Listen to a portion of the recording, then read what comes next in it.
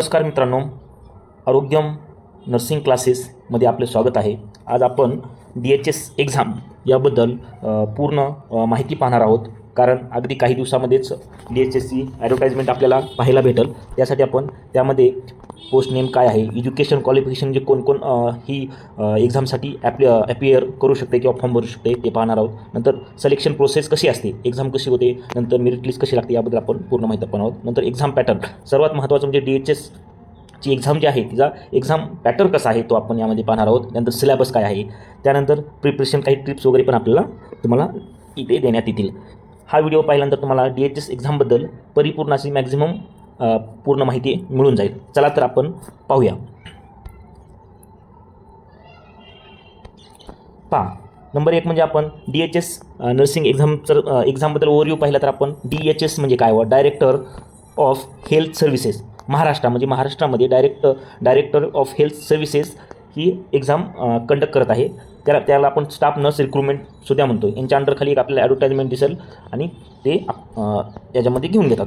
Next जर आपण पाहिलं तर इलिजिबिलिटी म्हणजे ही एक्झाम जी DHS एक्झाम आहे बाबा ती कोणते विद्यार्थी देऊ शकतात, त्यासाठी फॉर्म भरण्यासाठी ॲप्लिकेबल काय आहे, इलिजिबिलिटी जे मानतो आपण ते इलिजिबिलिटी पाहणार आहोत. त्यामध्ये नंबर 1 म्हणजे तुम्ही डिप्लोमा म्हणजे GNM हा 1-2 वर्षाचा किंवा 2.5 ते 3 वर्षाचा डिप्लोमा असते ते तुमच्याकडे जर त्याची हे असेल GNMचा डिप्लोमाचं जर सर्टिफिकेट असेल तर तुम्ही ह्या एक्झामला 100% ॲप्लिकेबल होऊ शकता. तुम्ही ही एक्झाम देऊ शकता विदाऊट एक्सपिरियन्स. जरी तुम्हाला क्लिनिकल एक्सपिरियन्स नसेल तरी तुम्ही भरू शकता. नंबर 2 म्हणजे डिग्री BSc नर्सिंग. तुम्ही कोणत्याही गव्हर्नमेंट मेडिकल कॉलेजमधून किंवा प्रायव्हेट मेडिकल कॉलेजमधून जरी तुम्ही किंवा प्रायव्हेट कॉलेजमधून जरी तुम्ही BSc नर्सिंग ही कोर्स हा एक डिग्री तुम्ही जर कंप्लीट केलेला असेल तर तुम्ही ह्या एक्झामसाठी इलिजिबल आहात, तुम्ही फॉर्म भरू शकता. म्हणजेच या दोन्हीचा अर्थ असतो की व्हॅलिड MNC म्हणजे महाराष्ट्र नर्सिंग काउन्सिलिंग रजिस्ट्रेशन हे जर तुमच्यापाशी असेल तर तुम्ही 100% हा फॉर्म भरू शकता. तुम्ही ही DHS एक्झामला ॲप्लिकेबल होऊ शकता म्हणा. नेक्स्ट आहे की सिलेक्शन प्रोसेस. समजा आपण एक्झाम आली, एक्झाममध्ये आपण फॉर्म पण भरला, फॉर्म भरल्यानंतर पुढची प्रोसेस कशी असते एक्झाम वगैरे कशी होती तर ते पाहणार आहोत आपण. तर सिलेक्शन प्रोसेस त्यामध्ये एक्झामची फॉर्म भरल्यानंतर ही एक्झाम CBT असते. CBT म्हणजे कॉम्प्युटर बेस्ड टेस्ट असते. आपल्याला कॉम्प्युटरवर जाऊन आपल्याला 100 क्वेश्चन देतात ते आणि ते आपल्याला सॉल्व करावं लागतात. त्यानंतर 100 MCQ झाल्यानंतर CBT झाल्यानंतर एक तुमची मेरिट लिस्ट लागते किंवा तुम्हाला तुमचे मार्क आधी सांगतात त्याची लिस्ट लागते. मग मार्क झाल्यानंतर एक मेरिट लिस्ट लागल्यानंतर आधी डॉक्युमेंट व्हेरिफिकेशन होतं आहे. मग डॉक्युमेंट व्हेरिफिकेशन झाल्यानंतर फायनल मेरिट लिस्ट लागते. एक फायनल मेरिट लिस्ट त्यामध्ये तुम्हाला तुमचा रँक म्हणजे SML वगैरे स्टेट मेरिट सिरियल नंबर तुमचा किती आहे तर ते आपल्याला समजून जाते आणि त्यानुसार आपण आपले जे सिलेक्शन झाले नाही त्यानुसार आपल्याला समजून जाते किंवा आपल्या सीट किती आहेत आणि आपल्या रँक किती आहे त्यानुसार आपल्याला यामध्ये समजून जाते. अशी सिलेक्शन प्रोसेस थोडक्यात होते. नंबर 1 CBT होते, नंतर डॉक्युमेंट व्हेरिफिकेशन होते आणि लास्टमध्ये merit list and then joining letter असे होऊन जाते मला. नेक्स्ट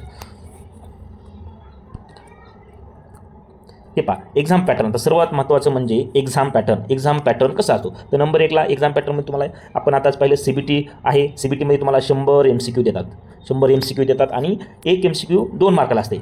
म्हणजे 200 मार्काची तुमची एक्झाम असते. DHS 200 मार्काची एक्झाम राहते. त्यांना टाईम सर्वात महत्त्वाचा टाईम किती असते तर 2 hours राहते. म्हणजे 2 तासामध्ये तुम्हाला 100 MCQ सॉल्व करावं लागतात. त्यानंतर जो सिलेबस आहे तो म्हणजे सिलेबस आपण नेक्स्ट यात पाहणार आहोत. पण सगळ्यात भारी ही एक्झाम आहे ती तुम्हाला 2 लँग्वेजमध्ये असते, बोथ इंग्लिश अँड मराठी. म्हणजे तुमचा क्वेश्चन जे आहे तो इंग्लिशमध्ये पण असतो आणि मराठीमध्ये पण असतो, दोन्ही पण आहे. त्यामुळे ज्याला इंग्लिश हे जास्त हे आहे इजी त्याने इंग्लिश करू शकता किंवा मराठीमध्ये पण DHSचे क्वेश्चन अवेलेबल असतात. हे खूप महत्त्वाचं आहे. हे GNMच्या विद्यार्थ्यांसाठी खूप महत्त्वाचं आहे कारण त्यांना जास्त मराठीमध्ये सिलेबस वगैरे असतो त्यामुळे. ठीक आहे. नेक्स्ट पाहूत आपण आता सिलेबस.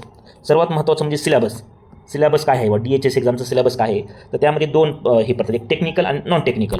तर टेक्निकलच्यामध्ये आपले मेन मेजर जे नर्सिंगचे सब्जेक्ट आहेत ते राहतात आणि ते 80 क्वेश्चन म्हणजे 80 MCQ येतात त्यांना. म्हणजेच 80 × 160 म्हणजे 160 मार्काला असते म्हणायचं. टेक्निकल आपले जे नर्सिंगचे आहे ते टेक्निकल. त्यामध्ये नंबर 1ला म्हणजे अत्यंत महत्त्वाचं fundamental nursing, number 2 MSN medical surgical nursing, number 3 म्हणजे CHN कम्युनिटी हेल्थ नर्सिंग, नंतर OBGY पण अत्यंत महत्त्वाचं आहे. पुन्हा पीडियाट्रिक आपण त्याला चाइल्ड हेल्थ पण म्हणतो बघा पीडियाट्रिक. नंतर फार्मॅकोलॉजिकल म्हणजे मेडिसिन वगैरे ड्रग वगैरे कोणता आहे त्याबद्दल पण यामध्ये सिलेबसमध्ये आहे. नंतर अत्यंत महत्त्वाचं म्हणजे ॲनाटॉमी पण आपण त्यामध्ये येतं आहे म्हणायचं. त्यानंतर नेक्स्ट जर आपण पाहिलं तर सिलेबस झाला तर त्यासाठी आपण सिलेबसमध्ये दुसरा एक पॉईंट काय आहे तर हे झाला टेक्निकलचा. पण नॉन टेक्निकलचे जे आहे ते 20 MCQ असतात. त्यामध्ये नंबर 1 काय मराठी असते, पुन्हा इंग्लिश, मराठी इंग्लिश, पुन्हा मॅथ अँड रिझनिंग आणि करंट अफेअर. हे 4 ते 5 हे असतात. त्यामध्ये आपल्याला 20 MCQ येतात 40 मार्क्ससाठी. हे नॉन टेक्निकलसाठी आहे. हे सोपे येतात, जास्त अवघड नाही, डीपमध्ये येत नाही. ते बेसिक जरी तुम्ही केलं तरी याचे येऊ शकतात. असे एक टेक्निकल आणि नॉन टेक्निकल असे दोन्ही मिळून 100 MCQ आणि 200 मार्क्ससाठी आपल्याला असते म्हणायचं. नंतर आपण हे काय करू शकतो, तर प्रिपरेशन ट्रिप आपण टिप्स काय काय घेऊ शकतो रेवा. तर सर्वात महत्त्वाचं म्हणजे कोणती जरी एक्झाम असेल तरी आपल्या ज्या नोट्स आहेत ते रिवाईज डेली करणं खूप महत्त्वाचं आहे. कारण आपण जितकं टाईम रिवाईज करू तितक्या टाईम आपल्याला मोर त्यापासून आउटपुट मिळून जाते म्हणजे इनपुटमध्ये. ठीक आहे. तर नेक्स्ट प्रॅक्टिस MCQ जे डेली आपण दररोज एक 100 तरी MCQ सॉल्व केले पाहिजेत बा. त्यामुळे आपण आपल्या एक्झाम क्रॅक करण्यासाठी आपण थोडं जवळ पोहोचतो त्यासाठी. नंबर 3 अत्यंत महत्त्वाचा म्हणजे solve PYQ, previous year question. कोणाला माहीत नसेल तर PYQ म्हणजे काहीतरी प्रिव्हियस इयर क्वेश्चन. हे अत्यंत खूप महत्त्वाचं आहे. प्रिव्हियस इयर क्वेश्चन कोणती जरी एक्झाम असेल, UPSC MPSC किंवा ग्रुप सीच्या जरी असतील तर त्यामध्ये सर्वात महत्त्वाचा रोल कोणता असतो रे, तर प्रिव्हियस इयर क्वेश्चन. आपल्याला एक 30 to 40% आपल्या PYQच आपल्याला एक्झाममध्ये दिसून येतात बघा. त्यासाठी प्रिव्हियस इयरचे क्वेश्चन सोडून अत्यंत महत्त्वाचं आहे. प्रत्येक सब्जेक्ट पाहिजे त्याचे प्रिव्हियस इयरचे क्वेश्चन सॉल्व केलं तर तुम्हाला इझी जाईल आणि आपल्याला मार्क वाढण्याची पॉसिबिलिटी वाढते म्हणून.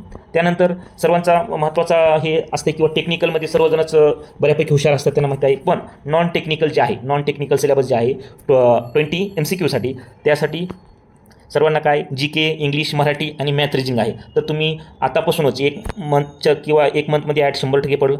त्यासाठी तुम्ही आतापासूनच दररोज मराठी किंवा इंग्लिश किंवा मॅथ रिजनिंगचे एक 1 hours तरी त्याला आरामात दिला पाहिजे. कारण टेक्निकलमध्ये सर्वांनाच मार्क येतात, पण नॉन टेक्निकल हा गेम चेंजर ठरू शकतो तुम्हाला. त्यासाठी नॉन टेक्निकलला तुम्ही इग्नोर करू नका. त्यासाठी कारण नॉन टेक्निकलचे खूप डीपमध्ये येत नाही, या बेसिक असतात. पण ते बेसिक पण आपल्याला जर माहीत असेल तरच आपल्याला मार्क पडू शकतात म्हणा. कारण 2023च्या एक्झाममध्ये DHSमध्ये असंच झालं. बेसिक ज्याचं मराठी इंग्लिशचे होते त्यांना तिथे चांगले मार्क पडले आणि ते आम्ही सर्वजण लागून गेलो मग. त्यासाठी अत्यंत महत्त्वाचं आहे की तुम्ही GK आणि नॉन टेक्निकलसाठी पण दररोज रिवाईज करा. ठीक आहे. तर असेच नवीन माहितीसाठी आपल्या अभ्यासम किंवा आरोग्यम